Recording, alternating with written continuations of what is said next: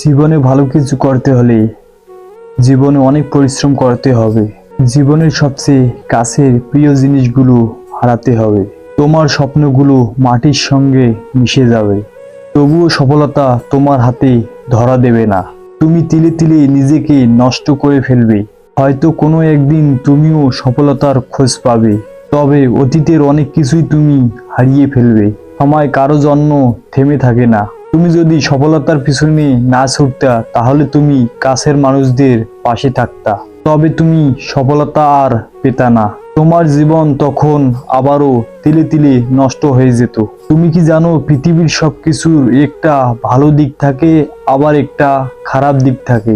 তেমনি ভাবে তুমি যদি ভালো থাকতে চাও, তবে প্রিয় জিনিসগুলো হারাতে হবে। আর ভালো থাকতে না চাইলে তুমি সবকিছুই তোমার কাছে পাবে। এতে দ্বারা বোঝা যায় মানুষ কখনো সুখী হতে পারে না। মানুষের জীবন এভাবেই জীবনের পর জীবন কাটিয়ে যায় একটুখানি সুখের আশায়, তবুও সুখখানি কখনো মিলে না।